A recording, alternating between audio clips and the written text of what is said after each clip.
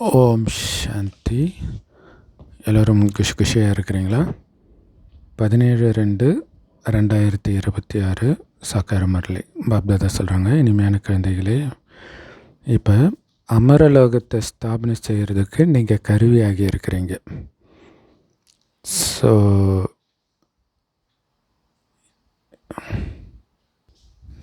நாம் ஸ்தாபனை செய்ய போகிற அந்த அமரலோகத்தில் எந்த விதமான துக்கத்திற்கு காரணமான பாவமோ இருக்காது.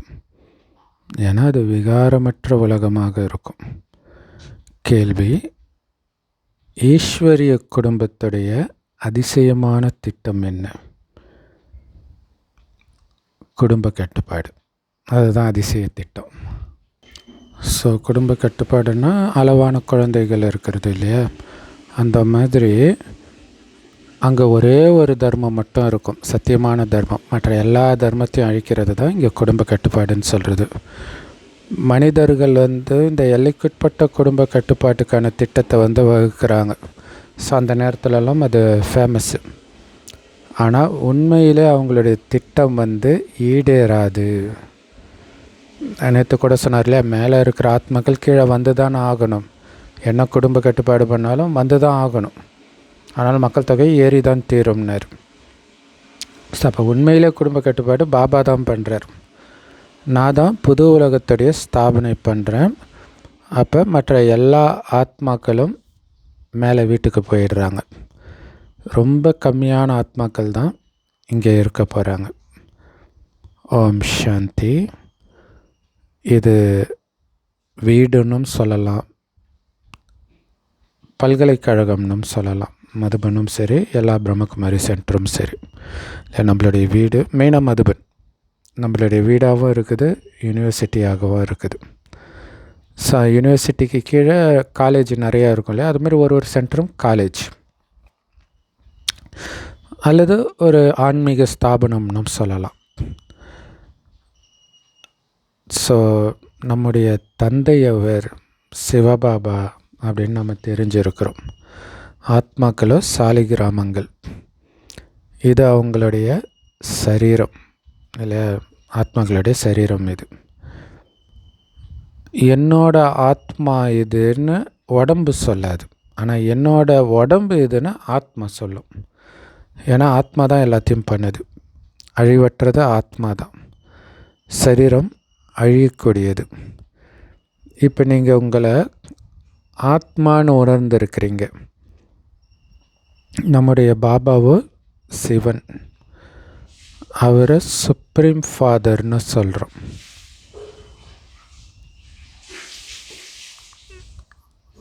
அவர் நமக்கு சுப்ரீம் பாபாவாகவும் இருக்கிறார், சுப்ரீம் அப்பாவாகவும் இருக்கிறார், சுப்ரீம் ஆசிரியராகவும் இருக்கிறார், சுப்ரீம் குருவாகவும் இருக்கார். பரமபிதா, பரமாசிரியர், பரமகுரு, பரமபிதாவாக இருக்கிறார்.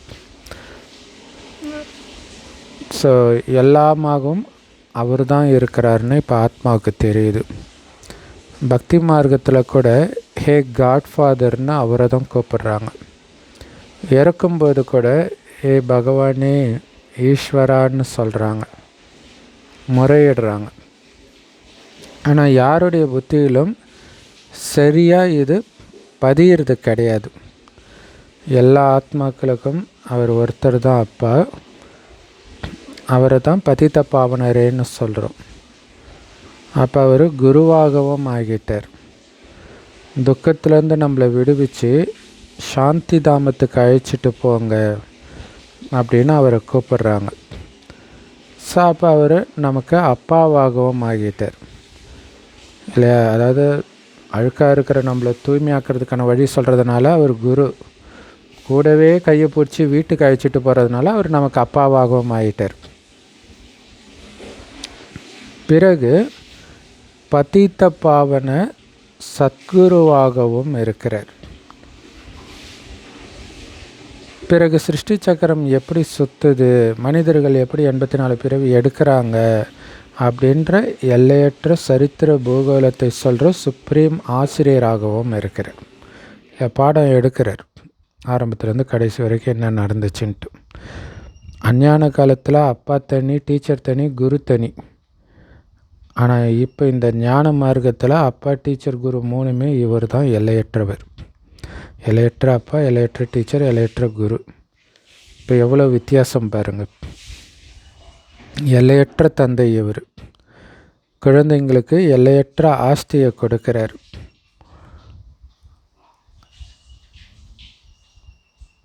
மற்றபடி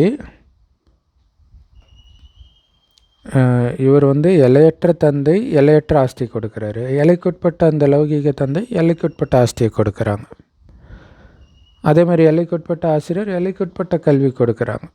ஆனால் நமக்கு பாபா எல்லைக்கு அப்பாற்பட்ட இந்த உலகத்துடைய சரித்திர பூகோளத்தை சொல்கிறாரு. இது வேறு யாருக்கும் தெரியாது. லக்ஷ்மி நாராயணன் எப்படி ராஜ்யம் அடைஞ்சாங்கன்னு கூட யாருக்குமே தெரியாது. எவ்வளோ காலம் அந்த ராஜ்யம் நடந்துச்சு தெரியாது. பிறகு திரேதாயுகத்துடைய ராமர் சீதை எவ்வளோ காலம் ஆட்சி செஞ்சாங்க அதுவும் தெரியாது. ஸோ இப்போ எல்லையற்ற தந்தை தான் நமக்கு இது எல்லாத்தையும் சொல்லி கொடுக்குறாரு. சத்கதிக்கான வழியை மறுபடியும் சொல்கிறார். நீங்கள் 84 பிறவி எடுத்து தூய்மை இழந்துட்டீங்க. இப்போ தூய்மை ஆகணும். இது தமோ பிரதான உலகம்.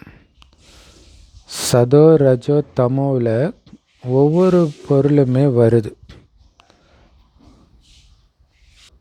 எப்படி ஒவ்வொரு பொருளும் சதோ ரஜோ தமோவில் வருதோ அதே மாதிரி தான் சிருஷ்டியும்.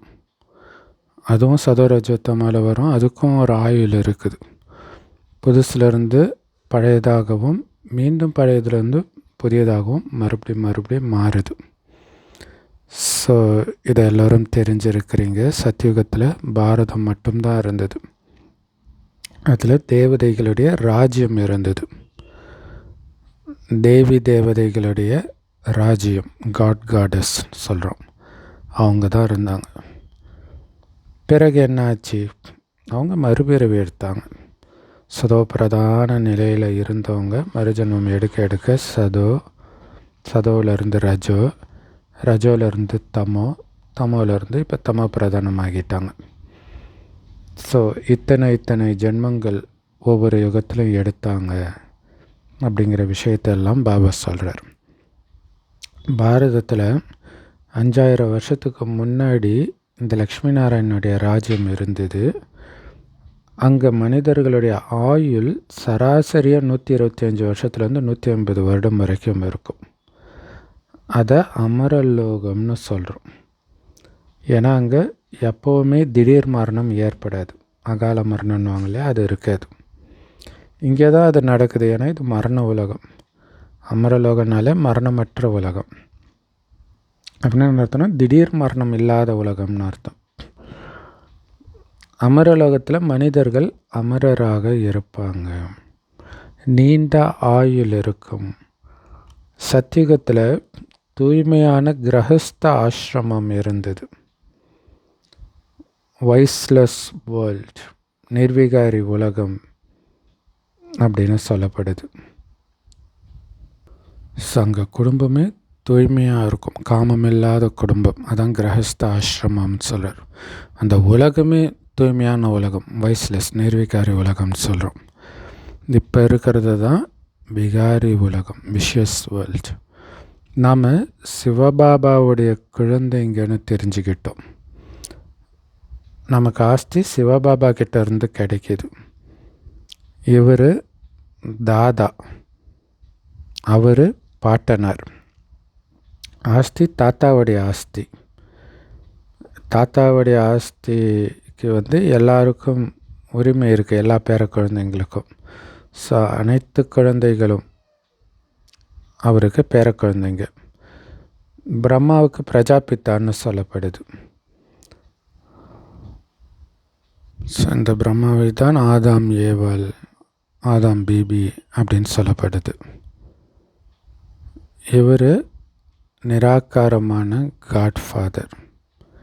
இவர் பிரஜாபித்தா சாக்கார தந்தை. இவருக்கு தனக்குன்னு உடம்பு இருக்குது. சிவபாபாவுக்கு தனக்குன்னு உடம்பு கிடையாது. உங்களுக்கு சிவபாபா கிட்ட இருந்து பிரம்மா மூலமாக ஆஸ்தி கிடைக்கிது.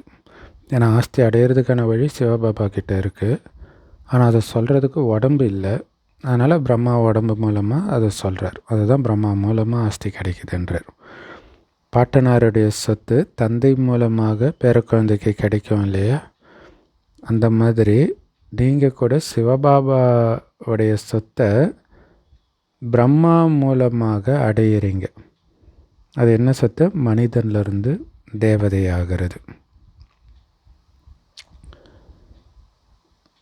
மனிதன்லேருந்து தேவதையாக ஆக்குனாருன்னு சொல்கிறாங்க. யார் ஆக்குனது? பகவான் தான் ஆக்குனார். கிரந்தத்தில் மகிமை செய்கிறாங்க, நிறைய மகிமை இருக்குது. எப்படி அல்ஃபை நினைவு செஞ்சிங்கன்னா அரசாட்சி உங்களுடையது ஆகும் அப்படின்னு பாபா சொல்கிறார். குருநானக் கூட தலைவனை ஜபித்தால் சுகம் கிடைக்கும்னு சொல்கிறார். ஸோ அப்போ பகவானுடைய மகிமையே இந்த வழியை சொல்வது தான். அந்த மகிமைக்குரியவரை நினைக்க நினைக்க அந்த அரசாட்சி நம்முடையதாக ஆகுது. அதை தான் குருநானக் தலைவனை ஜபித்தால் சுகம் கிடைக்கும்னு சொல்கிறதுடைய அர்த்தம் அதுதான் இல்லையா? அவரையே நினைத்து கொண்டு இருந்தால் சுகம் கிடைக்கும். சுகம் நிரம்பிய உலகமே கிடைக்கும். எப்போவுமே சுகத்தை புத்தி அனுபவம் பண்ணும். அந்த நிராகாரமான அகால மூரத் தந்தையைத்தான் எல்லாரும் மகிமை பாடுறாங்க. மகிமைக்குரியவர் உடலற்ற தந்தை தான், அழிவற்ற தந்தை தான். அவரே சொல்கிறாரு, என்னை மட்டும் நினைவு செஞ்சீங்கன்னா உங்களுக்கு சுகம் கிடைக்கும்ன்றார் இல்லையா? என்னை நினைவு செய்தால் இல்லை, என்னை மட்டும் நினைவு செய்தால், அதுதான் முக்கியம். அது கூடவே மற்றதையும் நினச்சிங்கன்னா எப்படி சுகம் கிடைக்கும்? தேவையில்லாத வீண் எண்ணம் ஒன்றுமே நடக்காட்டினா கூட நிறைய நெகட்டிவ் எண்ணம் உங்களுக்கு துக்கத்தை கொடுத்துடும். இதில் நெகட்டிவான விஷயமும் நடந்துச்சுன்னா கேட்கவே தேவையில்லை. ஆனால் பாபாவை மட்டும் நினச்சிங்கன்னா நெகட்டிவான விஷயமே நடந்தால் கூட அதை நீங்கள் நினைக்காதனால அது உங்களுக்கு துக்கத்தை கொடுக்காது. பாபாவுடைய நினைவு உங்களுக்கு சுகத்தை மட்டுமே கொடுக்கும். இப்போ தந்தையைத்தான் எல்லோரும் நினைவு செய்கிறாங்க. சண்டை முடிஞ்ச உடனே பிறகு லக்ஷ்மி நாராயணனுடைய ராஜ்யத்தில் ஒரே ஒரு தர்மம் தான் இருக்கும். பகவானுடைய மகா வாக்கியம் பதித்த பாவனர் ஞானக்கடல் அப்படிங்கிறதெல்லாம் பகவானுடைய மகிமைகள். ஏன்னா அவர் தான் அழுக்கானவர்களை தூய்மையாக்கி துக்கத்திலிருந்து நம்மளை நீக்கி சுகத்தை கொடுக்கிறார். நாம் அந்த தந்தையுடைய குழந்தைகளாக இருக்கிறோன்னா கண்டிப்பாக நம்ம சுகத்தில் தானே இருக்கணும் இல்லையா? அப்போ எப்படி இங்கே வந்தோம்? அப்போ சுகத்தை கொடுப்பவருடைய குழந்தைகளுக்கு சுகமான உலகம் தானே அவர் உருவாக்கி இருப்பார். ஸோ அதை புரிஞ்சுக்கணும். உண்மையிலே பாரதவாசிகள் சத்தியுகத்தில் இருந்தாங்க. ஸோ அதனால தான் இப்போவும் புத்தியினால் அந்த சுகதாமத்திலே இருங்கன்றார். இங்கே வேண்டாம், என்னுடைய குழந்தை ஆக்கிட்டீங்க இல்லைன்றார். உண்மையிலே பாரதவாசிகள் சத்தியுகத்தில் இருந்தாங்க. மற்ற தர்மத்து ஆத்மாக்கள் சாந்தி தாமத்தில் இருந்தாங்க. இப்போ எல்லா ஆத்மாக்களுமே இங்கே வராங்க. பிறகு நாம் போய் தேவி தேவதை ஆகிடுவோம். சொர்க்கத்தில் அவங்கவுங்களுடைய பாகத்தை நடிப்பாங்க. இந்த பழைய உலகத்தை தான் துக்கதாமம் அப்படின்னு சொல்கிறோம். புது உலகத்தை சுகதாமம்னு சொல்கிறோம். ஸோ ஒரு வீடு பழசாயிடுச்சுன்னா பிறகு அதில் எலி பாம்பு எல்லாம் வர ஆரம்பிச்சிடும் இல்லையா? அங்கங்கே ஓட்டை வந்துடும். இந்த உலகம் கூட அப்படி தான்றார் இல்லையா? ஏன்னா சத்தியுகத்தில் எலி பாம்பு இதெல்லாம் இருக்காது. அதுவும் அப்படி தான். பாபா எலிப்பாம்புன்றதுக்காக சொல்ல, ஜென்ரலாகவே துக்கமெல்லாம் வர ஆரம்பிக்குது. துக்கம் கொடுக்கக்கூடிய விஷயம்லாம் வர ஆரம்பிக்குது. இந்த கல்பத்துடைய ஆயுள் 5000 வருஷம். இப்போ அது முடிய போகுது. 5000 வருஷம். காந்தியடிகள் கூட புது உலகம் வேணும், புது டில்லி வேணும், ராம ராஜ்யம் வேணும் அப்படின்னு விரும்பினார். ஆனால் அதை உருவாக்குறது தந்தையுடைய காரியம் இல்லையா? சிவபாபாவுடைய காரியம். மனிதர்கள் எப்படி உருவாக்க முடியும்? தேவதைகளின் ராஜ்யத்தை தான் ராமராஜ்யம்னு சொல்கிறோம். புது உலகத்தில் கண்டிப்பாக லக்ஷ்மி நாராயணனுடைய ராஜ்யம் இருக்கும். முதல்ல ராதை கிருஷ்ணர் 2 பேரும் தனித்தனியாக வெவ்வேறு ராஜ்யத்தில் இருப்பாங்க சின்ன வயசில். பிறகு அவங்களுக்கு நிச்சயதார்த்தம் நடக்கும் பொழுது தான் பிறகு லக்ஷ்மி நாராயணன் அவங்களுடைய பேர் மாற்றப்படுது. கண்டிப்பாக இப்போ அந்த மாதிரி உயர்ந்த கர்மத்தை அவங்க செஞ்சிட்டு இருப்பாங்க. அதன் மூலமாக தான் சத்தியுகத்தில் அவ்வளோ உயர்ந்த பதவி அடையிறாங்க. அந்த மாதிரி உயர்ந்த கர்மத்தை பாபா நமக்கு இப்போ கற்றுக் கொடுக்கிறார். கர்மம் அகர்மம் விகர்மத்தின் விதியை புரிய வைக்கிறார். ராவண ராஜ்யத்தில் மனிதர்கள் செய்கிற எல்லா கர்மங்களும் விகர்மங்களாக, அதாவது பாவக்கர்மங்களாக தான் இருக்குது. சத்தியுகத்தில் செய்கிற கர்மம் எல்லாம் அகர்மம், பாவக்கர்மத்திலேருந்து விடுபட்ட கர்மமாக இருக்குது. கீதையில் கூட இந்த வார்த்தைகள் இருக்குது. ஆனால் சொன்ன ஒரு பேரை மட்டும் சிவனுக்கு பதிலாக கிருஷ்ணர்னு மாற்றி போட்டுட்டாங்க. இது எவ்வளோ பெரிய தப்பு. சத்தியுகத்தில் தான் கிருஷ்ண ஜெயந்தி நடக்கும். அதாவது கிருஷ்ணருடைய ஜென்மம் அங்கே தான் இருக்கும். ஆனால் இந்த ஞானம் சத்தியுகத்துக்கு தேவை கிடையாது. சத்தியுகத்துக்கு போகிற ஞானம் அதுக்கு முன்னாடி இருக்கிற கலியுகத்தில் தானே தேவை. அங்கே வர்றதோ சிவபாபா, நிராகார பரமபிதா பரமாத்மா. அவர் தான் சிவபாபா தான் நிராகாராக இருக்கிறவர் தான் சிவன், கடவுள், பரமபிதா. எல்லோருக்கும் அப்பான்றது நிராகாரரை தான் சொல்ல முடியும், கிருஷ்ணரை சொல்ல முடியாது. ஏன்னா அவர் சாக்கார மனிதர். அந்த ஒரு ஜென்மத்தில் தான் அந்த உடம்பில் இருப்பார். அப்புறம் வேறு உடல் எடுப்பாங்க. ஸோ முதல்ல சிவ ஜெயந்தி நடக்குது, பிறகு கிருஷ்ண ஜெயந்தி. இல்லை, சிவ ஜெயந்தி வந்து ஒரு 4-5 மாதம் கழிச்சு தான் கிருஷ்ண ஜெயந்தி வரும். ஏன்னா உடனே கிருஷ்ணர் பிறக்க மாட்டார். இல்லை, உடனே நாம் பிறந்துடுறோம் பாபா குழந்தை. ஆனால் கிருஷ்ணர் பிறக்கிறதுக்கு டைம் ஆகும். ஸோ அதனால தான் முதல்ல சிவ ஜெயந்தி, பிறகு கிருஷ்ண ஜெயந்தி. பாரதத்தில் தான் இதையெல்லாம் கொண்டாடுறாங்க. சிவராத்திரின்னு சொல்கிறாங்க. பாபா தான் வந்து பாரதத்துக்கு சொர்க்கத்தின் ராஜ்யத்தை கொடுக்கிறார். அதுக்காக அவர் வந்த நேரத்தை தான் சிவராத்திரி, சிவ ஜெயந்தி அப்படின்னு சொல்கிறோம். அதற்கு பிறகு தான் கிருஷ்ண ஜெயந்தி வருது. அதுக்கு நடுவில் இருக்கிறது ராக்கி. ஏன்னா தூய்மை ஆகணும் இல்லையா? ஸோ ராக்கி அணிந்து தூய்மை ஆகிறதன் மூலமாகவே கிருஷ்ணராக பிறப்பதற்கு தகுதி அடைகிறோம். பழைய உலக விநாசமும் நடக்கணும். ஸோ அதனால் பிறகு சண்டை நடக்கும். அப்போ எல்லாமே அழிஞ்சு போயிடும். பிறகு நீங்கள் புது உலகத்தில் வந்து ஆட்சி செய்வீங்க. நாம் படிக்கிறது இந்த பழைய உலகத்துக்காக கிடையாது. அது எப்போவுமே ஞாபகம் இருக்கணும். இல்லை, ஏன் இதோடைய பலன் கிடைக்கல, ஏன் கஷ்டம் தீரலை, இது படிக்கிறது புது உலகத்துக்காக இங்கே படிக்கிறோம். இந்த பழைய உலகத்துக்காக, மரண உலகத்துக்காக படிக்கலை. இது ரொம்ப முக்கியமான விஷயம். ஒரு தடவை பிரச்சனை வரும்போது இது உங்களுக்கு ஞாபகம் இருக்கணும். இல்லைன்னா சந்தேகம் வந்து விட்டு போயிடுவீங்க. உங்களுடைய கல்வியே புது உலகத்துக்காக, அமரலோகத்துக்காக. அந்த மாதிரி வேறு ஏதாவது காலேஜ் இருக்க முடியுமா? இல்லை, புது உலகத்துக்காக சொல்லிக் கொடுக்குற ஒரே காலேஜ் இது தான். இப்போ பாபா சொல்கிறாரு, இந்த மரண உலகத்துடைய முடிவு இப்போ நடக்குது. அதனால் சீக்கிரமாக படித்து அதுக்குள்ளே நீங்கள் புத்திசாலி ஆகிடணும். ஏன்னா சொர்க்கத்தில் புத்திசாலிகள் தான் இருப்பாங்க.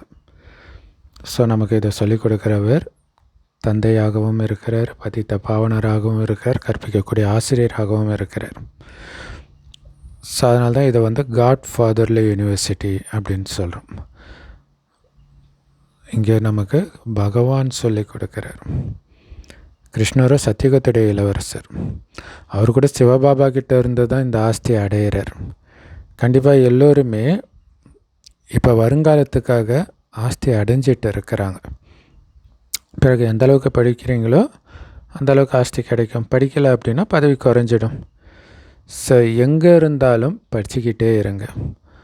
முரளி வெளிநாட்டில் கூட கிடைக்கும் இல்லையா? ஸோ வெளிநாட்டுக்கும் போக முடியும்னு அப்போ சொல்லியிருக்காரு. இப்போ ரொம்ப ஈஸி, எல்லாருக்கும் கிடைக்கிது, நெட்டில் கிடைக்கிது. ஸோ பாபா தினம் தினம் எச்சரிக்கை கொடுத்துக்கிட்டே இருக்கிறார்.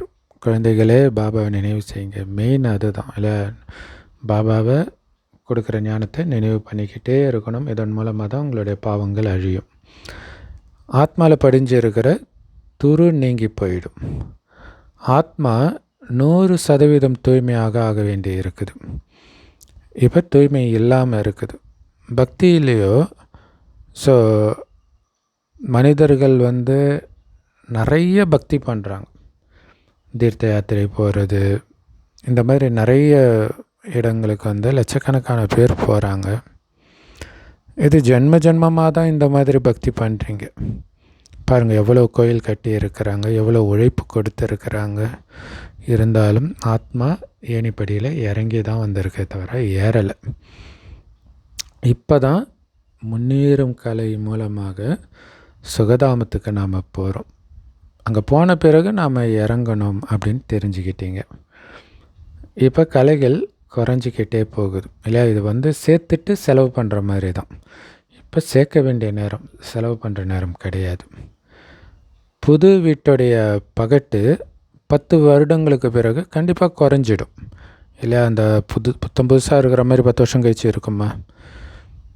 நீங்கள் புது உலகத்தில் சத்தியுகத்தில் இருந்தீங்க. 1250 வருடத்துக்கு பிறகு ராமராஜ்யம் ஆரம்பமாயிடுச்சு.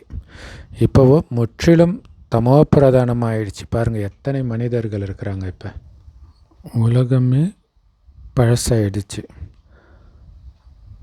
அரசாங்கம் குடும்ப கட்டுப்பாடு திட்டங்கள் உருவாக்குறாங்க. புதுசாக எப்படியெல்லாம் மக்கள் தொகையை குறைக்கலான்ட்டு பிளான் பண்ணிக்கிட்டே இருக்கிறாங்க. பாவம் எவ்வளோ குழம்பி போயிருக்கிறாங்க. மக்கள் தொகையை குறைக்கிறது காட்ஃபாதருடைய காரியம் அப்படின்னு நாம் எழுதுகிறோம். சத்தியுகத்தில் 9-10 லட்சம் மனிதர்கள் இருப்பாங்க. தொடக்கத்தில் 9லேருந்து ஒரு 10 லட்சம் வரைக்கும். மற்ற எல்லாரும் அவங்களுடைய இனிமையான இல்லத்துக்கு போயிடுவாங்க. இப்போ 1000 கோடி எங்கே, 10 லட்சம் எங்கே? அப்படி ஒரு ஃபேமிலி பிளானிங் பண்ணி அனுப்பிச்சிடுறாரு பாபா. எல்லாம் பரந்தாமத்துக்கு போயிடுவாங்க. இதுதான் காட்லி ஃபேமிலி பிளானிங். சூப்பர் இல்லையா? ஆன்மீக குடும்ப கட்டுப்பாடு. ஸோ கடவுளுடைய ஃபேமிலி பிளானிங்கில் என்ன நடக்குது? ஒரு தர்மத்தின் ஸ்தாபனையும் அனைத்து தர்மங்களின் அழிவும் நடந்துகிட்டு இருக்குது. இதுதான் தந்தையுடைய வேலை. அதை பண்ணிகிட்டு இருக்கிறார். ஆனால் அவங்க என்ன பண்ணுறாங்க? அந்த அரசாங்கம் தாராளமாக விகாரத்தில் ஈடுபடுங்க, ஆனால் குழந்தை மட்டும் உருவாகாமல் பார்த்துக்கோங்க அப்படின்னு கருத்தடை சாதனத்தை உருவாக்குறாங்க. ஸோ இதனால் என்ன ஆகிட போகுது? ஏன்னா உண்மையான ஃபேமிலி பிளானிங் எல்லையற்ற தந்தையோட கையில் இருக்குது. ஆக்சுவலாக நிறையா குடும்ப கட்டுப்பாடு ஆப்ரேஷன் பண்ணி ப்ரெக்னென்ட் ஆனது தொடர்ந்து நடந்துக்கிட்டே தான் இருக்குது. ஆப்ரேஷன் பண்ணியே பிறகுது. ஏன்னா குழந்தை தான் ஆகணும் இல்லையா? அவங்களுடைய கர்ம கணக்குன்னு இருக்குது இல்லையா? இன்னொன்று மேலேருந்து ஆத்மா தான் ஆகணும். வந்தவங்க எங்கே போவாங்க? ஸோ அதனால் அது பாபா கையில் இருக்குது. தப்பிக்கணுன்னா காமத்தை விட்டால் தப்பிச்சிடலாம், அவ்வளோதான். ஸோ அதனால் இந்த பிளானிங்னால் ஒன்றும் ஆக போகிறது கிடையாது. நான் தான் துக்கதாமத்தை சுகதாமமாக மாற்றுறதுக்கு வந்திருக்கிறேன் அப்படின்னு பாபா சொல்கிறார். ஒவ்வொரு 5000 வருஷத்துக்கு பிறகும் நான் வரேன். கலியுக முடிவு மற்றும் சத்தியுக ஆரம்பத்துக்கு இடைப்பட்ட சங்கமயுகம் இது. அந்த நேரத்தில் தான் பாபா இந்த அழுக்கான உலகத்தை தூய்மையான உலகமாக மாற்றுறார். பழைய உலகத்துடைய விநாசமும் புது உலகத்துடைய ஸ்தாபனையும் தந்தையுடைய காரியம். சத்தியுகத்தில் ஒரு தர்மம் தான் இருக்கும். அந்த சத்தியுகத்தில் இந்த லக்ஷ்மி நாராயணன் உலகத்துக்கே அதிபதியாக மகாராஜா மகாராணியாக இருந்தாங்க. இதுவும் உங்களுக்கு தான் தெரியும். ஸோ இந்த மாலை யாரோடது? மேலே இருக்கிறது மலரான சிவபாபா, பிறகு ஜோடி மணிகளான பிரம்மா சரஸ்வதி, யார் இந்த உலகத்தை நரகத்திலேருந்து சொர்க்கமாக மாற்றினாங்களோ, அழுக்கான நிலையிலேருந்து தூய்மையாக ஆக்கினாங்களோ அவங்களுடைய மாலை. யார் சேவை செஞ்சுட்டு போகிறாங்களோ அவர்களுடைய நினைவு கண்டிப்பாக இருக்கும் தானே. அதை தான் இந்த மாலை. அதனால்தான் தந்தை புரிய வைக்கிறார் இல்லையா. தந்தை பெரிய சேவை செஞ்சார், அவரை வணங்குறாங்க. அப்போ அவர் கூட சேர்ந்து வேலை செஞ்சவங்களுக்கும் அந்த மரியாதை கிடைக்கிது. அந்த நினைவும் இருக்கும் தானே. இவங்க சத்தியுகத்தில் தூய்மையாக இருந்தாங்கன்னு பாப்பா சொல்கிறார். தூய்மையான இல்லற மார்க்கமாக இருந்துச்சு, இப்போ அழுக்கான இல்லற மார்க்கமாக மாறிடுச்சு, அழுக்காயிட்டாங்க. அதனால தான் பதித்த பாவனரே வந்து எங்களை தூய்மையாக்குங்கன்னு பாடுறாங்க. சத்தியுகத்தில் இப்படி யாராவது கூப்பிடுவாங்களா? இப்படி கூப்பிட்றாங்கனாலே அழுக்காயிட்டாங்கன்னு தானே அர்த்தம். சுகத்தில் யாருமே தந்தையை நினைக்கிறது கிடையாது, துக்கத்தில் தான் எல்லாருமே நினைக்கிறாங்க. அந்த தந்தையைத்தான் லிபரேட்டர், விடுவிப்பவர், கருணைக்கடல், ஆனந்தக்கடல் அப்படின்னு சொல்கிறாங்க. ஸோ அவர் தான் எல்லோருக்கும் முக்தி, ஜீவன் முக்தியை கொடுக்கிறார். அதனால தான் அவரை கூப்பிடுறாங்க, இனிமையான இல்லத்துக்கு எங்களை கூட்டிகிட்டு போங்கன்னு. இப்போ சுகம் கிடையாது இல்லையா, ஏன்னா இது மக்களாட்சி நடக்குது. சத்தியுகத்தில் ராஜா ராணி ஆட்சி நடக்கும். ராஜா ராணி பிரஜைகள் எல்லோரும் சுகமாக இருப்பாங்க. நீங்கள் எப்படி அந்த புது உலகத்துக்கு அதிபதி ஆகிறீங்கன்னு பாபா சொல்கிறார். அங்கே உங்ககிட்ட அளவற்ற செல்வம் இருக்கும். தங்க கற்களால் வீடு கட்டுவீங்க. அப்போ எவ்வளவு செல்வம் இருக்கும் யோசிச்சு பாருங்கள். ஸோ எந்திரத்துலேருந்து தங்க கற்கள் வெளிப்பட்டு கொண்டே இருக்கும். அப்போ டெக்னாலஜி எப்படி இருக்கும் யோசிச்சு பாருங்கள் இல்லையா. கல் மிஷின் மூலமாக வந்துக்கிட்டே இருக்குன்றார் தங்கத்தில். பிறகு அதில் வைரங்கள், வைடூரியங்களை கூட பதிக்கிறாங்க. துவாபர யுகத்தில் கூட எவ்வளவு வைரங்கள் இருந்துச்சு, அதை கொள்ளையடித்து எடுத்துகிட்டு போயிட்டாங்க.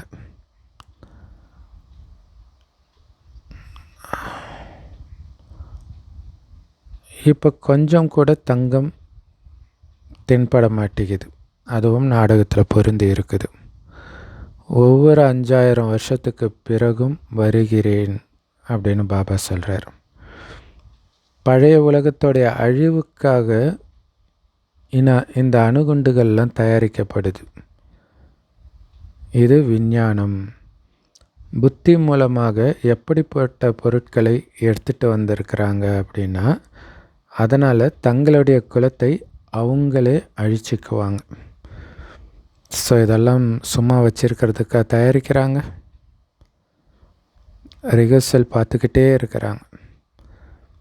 ராஜ்யம் ஸ்தாபனை ஆகாத வரைக்கும் சண்டை ஏற்பட முடியாது இல்லையா. நம்ம கையில் தான் இருக்குது. ராஜ்யம் ஸ்தாபனை பண்ணிட்டா சண்டை ஸ்டார்ட் ஆகிடும், ஏன்னா அதுக்கு ஏற்பாடு நடந்துக்கிட்டே இருக்குது இல்லையா.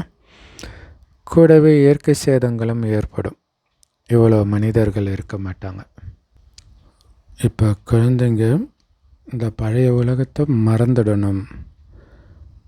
மற்றபடி இனிமையான இல்லத்தையும் அந்த சொர்க்க அரசாட்சியையும் தான் நினைவு செய்யணும். ஏன்னா இந்த பழைய உலகத்தை நினைக்க நினைக்க உங்களுக்கு வலி தான் இருக்கும். அந்த மாதிரி நடக்கும் நிறைய விஷயங்கள். ஸோ அதுக்கு தான் பாபா சொல்கிறார் இல்லையா, பிரச்சனை வந்தால் அது பின்னாடி போகாமல் நான் மாஸ்டர் சர்வசக்திவான்ற சிம்மாசனத்தில் உட்கார சொல்கிறார். ஏன்னா உங்களுடைய மனதின் மூலமாக தான் வழி வரும், உங்கள் எண்ணத்தின் மூலமாக. ஸோ அந்த மனதை சொர்க்கத்தின் பக்கம் திருப்புங்க, பரந்தாமத்தின் பக்கம் திருப்புங்க. எனக்கு எவ்வளோ கொடுக்க போகிறாரு அங்கேயே வாழுங்கன்றார்.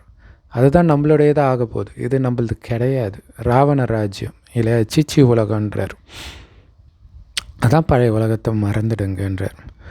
ஏன்னா புது வீடு கட்டுறாங்கன்னா பழைய வீட்டில் இருந்தாலும் புது வீடே தானே ஞாபகம் இருக்கும். அந்த மாதிரி இப்போ புது உலகம் ஸ்தாபனை ஆகுது இல்லையா. பாபா அந்த புது உலகத்தை வீட்டோட கம்பேர் பண்ணுறதுனால தான் பைபிளில் வீட்டை இடித்து மீண்டும் எழுப்புவேன்ட்டு போட்டு இருக்கும். தந்தை எல்லோருக்கும் சத்கதி கொடுக்கிற வள்ளல். ஆத்மாக்கள் எல்லோருமே போயிடுவாங்க, மற்றபடி சரீரங்கள் எல்லாமே இங்கே அழிஞ்சு போயிடும். ஆத்மா பாபாவுடைய நினைவுனால தூய்மையாகிடும். கண்டிப்பாக தூய்மை ஆகணும். தேவதைகள் தூய்மையானவர்கள் இல்லையா? அப்போ இதே ஆத்மா தானே தேவதை ஆக போகுது. அப்போ இங்கே தூய்மை ஆகணும்னா தேவதையை விட உயர்ந்தவர்கள் இங்கே இருக்கிறவங்கன்றது தூய்மையை வச்சு தான். இப்போ நினைவு செஞ்சு செஞ்சு தூய்மை ஆயிடணும். அவங்களுக்கு அதாவது தேவதைகளுடைய சித்திரத்து முன்னாடி யாரும் புகையில் சிகரெட்லாம் வச்சு பூஜை பண்ண மாட்டாங்க இல்லையா? ஏன்னா அவங்க வைஷ்ணவர்கள். இந்த மாதிரி அசுத்தமான பொருட்கள், அசுத்தமான உணவுப் பொருட்களும் தொடக்கூட மாட்டாங்க.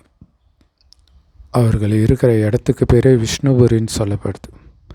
நிர்விகார உலகம் அது. இது விகார உலகம். இப்போ நிர்விகார உலகத்துக்கு நாம் போகணும். நேரமும் ரொம்ப கம்மியாக இருக்குது. ஸோ இதை அஞ்ஞானிகள், சயின்டிஸ்ட், அரசியல்வாதிகள் இவங்களுமே புரிஞ்சிருக்கிறாங்க. ஏன்னா அவங்களுக்கே தெரியும் அணுகுண்டுனால எல்லாமே அழிஞ்சிடும்ன்ட்டு. கண்டிப்பாக போர்கள் நடக்கத்தான் போகுது. அது நடந்து தன்னை அழிச்சிக்கிற வரைக்கும் ஆடலாம் அவங்க, அவ்வளோதான். அதான் கடைசி ஆட்டம். ஆடுறது அவங்க. கடைசியில் சிவன் ஆடினார் ருத்ர தாண்டவம், உலகம் அழியும் போதுன்ட்டாங்க. என்ன பண்ணுறது? நாங்கள் இந்த அணுகுண்டுகளை தயாரிக்கிறதுக்கு யாரோ எங்களை தூண்டுறாங்கன்னு சொல்கிறாங்க. தங்களுடைய குலத்தின் அழிவு ஏற்பட்டுக்கிட்டு இருக்குது இந்த அணுகுண்டை தயாரிக்கிறதன் மூலமாகன்னு அவங்களுக்கு தெரியுது. ஆனாலும் அவங்களால தயாரிக்காமல் இருக்க முடியல. சங்கர் மூலமாக அழிவு அப்படின்னு சொல்கிறாங்க. இதுவும் நாடகத்தில் பொருந்தி இருக்குது. மொத்தத்தில் விநாசம் எதிரிலே இருக்குது. இந்த ஞான யஜ்யத்திலிருந்து இந்த விநாச ஜுவாலை கொழுந்து விட்டு எரியுது. இப்போ நீங்கள் சொர்க்கத்தின் அதிபதி ஆகிறதுக்காக இந்த ஞானத்தை படிச்சுட்டு இருக்கிறீங்க. இந்த பழைய உலகம் முடிஞ்சு புதுசாக மாறிடும். பழைய உலகம் அழிந்து இந்த சக்கரம் சுற்றிக்கிட்டே இருக்குது. சரித்திரம் கண்டிப்பாக மீண்டும் நடக்கும். முதல்ல ஆதி சனாதன தேவி தேவதா தர்மம் இருந்தது. பிறகு சந்திரவம்ச க்ஷத்ரிய தர்மம். அதுக்கு பிறகு தான் இஸ்லாமியர், பௌத்தர்கள் இந்த மாதிரி எல்லோரும் வந்தாங்க. ஸோ பிறகு கண்டிப்பாக முதல் நம்பரில் இருக்கிறவங்க வருவாங்க. மற்ற எல்லோரும் அழிஞ்சு போயிடுவாங்க. குழந்தைகளாகிய உங்களுக்கு யார் இந்த ஞானத்தை சொல்லி கொடுத்துட்டு இருக்கிறாங்க? நிராகார சிவபாபா. ஸோ அந்த சிவபாபா தான் நமக்கு டீச்சராகவும் சத்குருவாகவும் இருக்கிறார். வந்த உடனே படிப்பை ஸ்டார்ட் பண்ணிடுறார். ஸோ அதனால் சிவ ஜெயந்தியே கீதா ஜெயந்தி இல்லையா? அன்றைக்கி சிவன் பிறகுறாரோ அன்றைக்கி கீதையும் பிறந்துருச்சு. அதான் வார்த்தையை கடவுள்னு பைபிளில் சொல்கிறாங்க. ஏன்னா வந்தவுடனே பேச ஆரம்பிச்சிடுறார். கீதா ஜெயந்தியே ஸ்ரீ கிருஷ்ண ஜெயந்தி. சிவபாபா சத்யுகத்தை ஸ்தாபனை செய்கிறார். ஆக்சுவலாக கீதா ஜெயந்திக்கு பிறகு தான் கிருஷ்ண ஜெயந்தி வரும். இது ஏதோ பிரிண்டிங் மிஸ்டேக்குன்னு நினைக்கிறேன். ஏன்னா சிவ ஜெயந்தியும் கீதா ஜெயந்தியும் ஒரே நேரம் நடக்கும். ஆனால் கிருஷ்ண ஜெயந்தி ஒரே நேரத்தில் நடக்காது. ஸோ அதை தான் முரளியில் முன்னாடி பாபா சொல்லியிருப்பார். சிவபாபா இப்போ சத்யுகத்தை ஸ்தாபனை பண்ணுறார். அதை கிருஷ்ணபுரின்னு சொல்கிறோம். அங்கே போகிறதுக்கான ஞானத்தை உங்களுக்கு எந்த சாது சன்னியாசியோ அல்லது மனுஷனோ கற்றுக் கொடுக்கல. துக்கத்தை நீக்கி சுகத்தை கொடுக்கிற எல்லையற்ற தந்தை கற்றுக் கொடுக்கிறார். அதன் மூலம் 21 பிறவிக்கான ஆஸ்தியை அடையிறீங்க. மற்றபடி விநாசமோ கண்டிப்பாக நடக்கத்தான் போகுது. ஸோ இந்த சமயத்துக்காகத்தான் என்ன சொல்லப்படுது அப்படின்னா, ஒருத்தருடைய சொத்து மண்ணோட மண்ணாக போகும், இன்னொருத்தருடைய இதை ராஜா அபகரிச்சுக்குவார், திருடுறது, கொள்ளை இதெல்லாம் ஏற்படலாம், நெருப்பு பற்றி எரிச்சிடலாம். ஸோ இந்த யஜ்யத்தில் எல்லாமே ஸ்வாகா ஆகிடும். இப்போ கொஞ்சம் கொஞ்சம் நெருப்பு பிடிக்கும். பிறகு நின்றுடும், அணைஞ்சிடும்.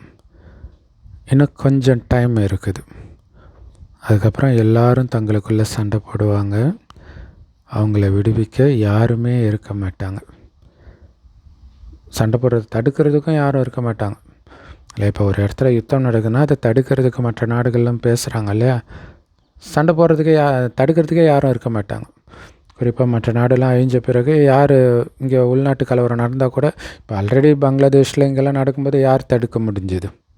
யாராலையும் ஒன்றும் பண்ண முடியாது இல்லையா? ஸோ விடுவிப்பவர்களே இருக்க மாட்டாங்க.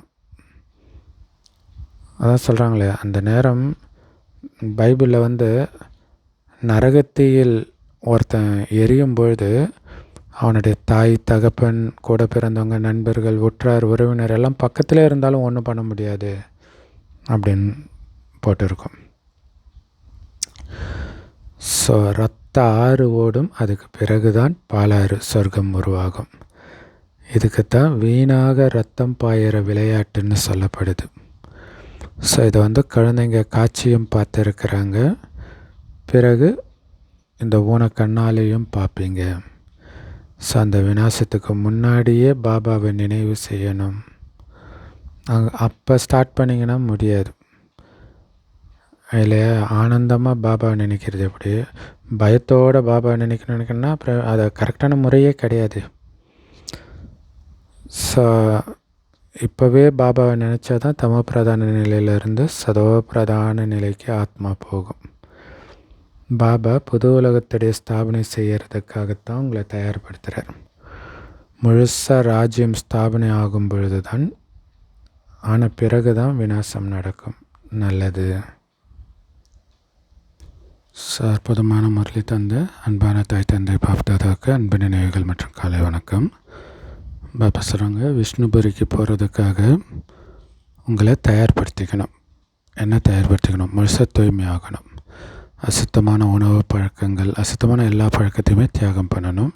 விநாசத்துக்கு முன்னாடி உங்கள் அனைத்தையும் ஈஸ்வரிய காரியத்தில் பயன்படுத்தி பயனுள்ளதாக ஆக்கிக்கணும்.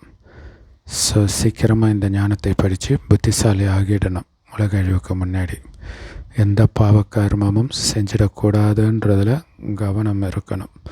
இல்லை, ஒரு அடியும் இது பாபாவுடைய வழியா மாயாவுடைய வழியா, ரொம்ப முக்கியமானது. இந்த சண்டே முரளியில் பயங்கரமான எச்சரிக்கை.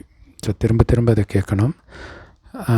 ஸோ ரொம்ப கவனம் வைக்கணும், பாவம் நடந்துடக்கூடாது அப்படின்ட்டு. வரதானம், முறையீடு செய்வதை நினைவாக பரிவர்த்தனை செய்துவிடக்கூடிய இயல்பான மற்றும் நிரந்தர யோகி ஆகுங்கள்.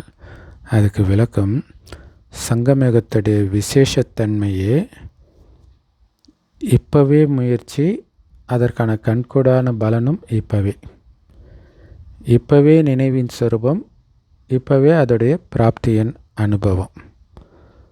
அதுதான் சங்கமயுகத்துடைய விசேஷத்தன்மை. இல்லை, வருங்காலத்தின் உத்தரவாதம் கண்டிப்பாக இருக்குது இல்லையா? இப்போ நீங்கள் பண்ணுற முயற்சிக்கான பலன் வருங்காலத்தில் கண்டிப்பாக இருக்குது. ஆனால் இப்போவும் பலன் இருக்குது இல்லையா? உடனடி பலன் சந்தோஷம். சேவை செய்யும்போது பார்த்திங்கன்னா உடனடியாக குஷி கிடைக்கும், நினைவுலேயும் குஷி கிடைக்கும், ஆத்மா பலமாகும், துக்கத்திலேருந்து இப்போவே விடுபடும் உங்கள் மனம். ஆனால் வருங்காலத்தை விட சிறந்த பாக்கியம் இப்போத்தையது தான். ஸோ அதனால் இந்த பாக்கியத்தின் போதையில் இருந்தீங்கன்னா இயல்பாகவே நினைவு இருக்கும். பாபா சொல்ல, கோடியில் ஒருத்தன்னா அந்த போதை இருக்கணும். எதனால் கோடியில் ஒருத்தன்? பாபா என்னை தேர்ந்தெடுத்திருக்காரு. அந்த போதையில் இருந்தால் தானாகவே அந்த நினைவும் இருக்கும் இல்லையா? போதையாக இருக்கணும் இறைவனுடைய நினைவு. எங்கே நினைவு இருக்குதோ அங்கே கம்ப்ளைண்ட் இருக்காது. பாபா கிட்ட ஐயோ இப்படி ஆச்சுன்னு புலம்ப மாட்டீங்க. அப்படி புலம்புறீங்கனாலே பாபாவை நினைக்கிறது இல்லைன்னு அர்த்தம். என்ன செய்கிறது, எப்படி செய்கிறது, இப்படி ஆகிறது கிடையாது, கொஞ்சம் உதவி பண்ணுங்க. இதுக்கு பேர் தான் முறையீடு. அதெல்லாம் பக்தியில் தான் பண்ணும். அதனால் இப்போ முறையீடு பண்ணுறதை விட்டுட்டு இயல்பான யோகி, நிரந்தர யோகி ஆகுங்கள். இல்லை, நிரந்தர யோகி, இயல்பான யோகி, பாபா நினைவில் அது என்ன தான் நடக்கட்டுமேனு ஒரு பாட்டு இருக்கேன். அந்த மாதிரி எது வேணாலும் நடக்கட்டும், நான் பாபா நினச்சி சொர்க்கத்துக்கு போயிட்டு இருக்கிறேன், அது மட்டும்தான் மைண்டில் இருக்கணும். நான் வெறும் ஆத்மா, செத்துட்டேன், வெறும் ஆத்மா இல்லை நினைவுன்ற தூக்கில் தொங்கிட்டு இருக்கணும். ஸ்லோகன்: யார் எப்போவுமே தன்னை ஒரு விருந்தாளின்னு நினச்சிட்டு நடந்துக்கிறாங்களோ அவங்க தான் உயர்ந்த நிலையை அனுபவம் செய்ய முடியும். இல்லையா? விருந்தாளின்ற உணர்விலே இருக்கணும். அவ்யக்த இஷாரா: ஒற்றுமை மற்றும் நம்பிக்கையின் விசேஷத்தன்மை மூலமாக வெற்றியில் நிரம்பியவர் ஆகுங்கள். அவ்யக்த இஷாராவில் பாப்பா சொல்கிறாங்க, கூட்டமைப்பின் பலம், ஸ்நேகத்தின் பலம், ஒருவருக்கொருவர் ஒத்துழைப்பு கொடுக்கிற பலம், மேலும் சகிப்புத்தன்மையின் பலம், இதெல்லாம் சேமிச்சிங்க அப்படின்னா மாயை ஒருபொழுதும் உங்களை தாக்க முடியாது. இல்லையா? மாயை எப்படி வரும்? சேவை செய்யும்போது குழுக்களில் சமஸ்காரம் முதல் வரும். ஒருத்தரை பற்றி இன்னொருத்தர் தப்பாக பேசுகிறது, புறம் பேசுகிறது. ஸோ அப்போ அதுக்கெல்லாம் காரணம் என்ன? இந்த பலம் இல்லாதது. சகித்து கொள்ளும் பலம், ஒத்துழைக்கும் பலம், ஸ்நேகத்தின் பலம், கூட்டமைப்பின் பலம் இல்லாததுனால்தான். ஸோ இதை சேமிச்சுக்கிட்டிங்கன்னா மாயை தாக்காது. பிறகு வெற்றி முழக்கம் ஒலிக்கும். ஸோ இத்தனை பேர் இருந்தால் கூட ஒருவர் தான் தென்படுவர். இல்லை நிறைய பேர் இருக்கிற மாதிரி இருக்காது. அப்படி இருக்கும். ஸோ அப்போ அந்த மாதிரி அநேகர் இருந்தும் ஒருவராக தெரியும் பொழுது, ஒரு பாபாவுடைய ஈடுபாட்டில் மூழ்கி இருக்கும் பொழுது, ஒரே ரசனையில் நிலைச்சி இருக்கும் பொழுது தான் பாபா வெளிப்படுவார். ஸோ அந்த நிலை தான் ரொம்ப முக்கியமானது. இல்லையா? இப்படி இருக்க முடியுமா அப்படிங்கிற மாதிரி ஆகணும். உங்கள் எல்லாருடைய இதற்கான உறுதி எடுக்கிறது தான் பாபாவை பிரத்யக்ஷப்படுத்துறத சீக்கிரமாக எடுத்துகிட்டு வரும். ஸோ அதனால் இதில் இந்த உறுதி எடுக்கணும், இந்த உறுதிமொழி எடுக்கணும். ஒன்றாக இருப்போம், ஒத்துழைப்பு இருக்கும், சகித்துக்கொள்ளும் சக்தி இருக்கும், ஒருவராக தென்படுவோம்.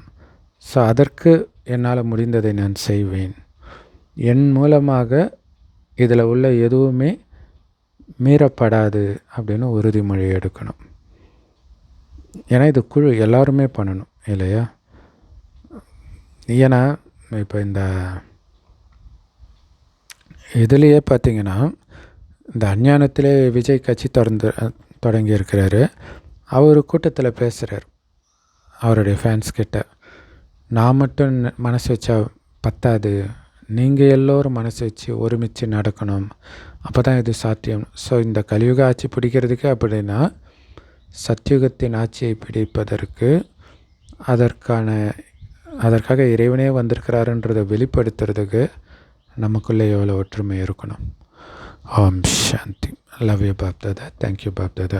குஷியாக இருங்க, குளிர்ச்சியாக இருங்க.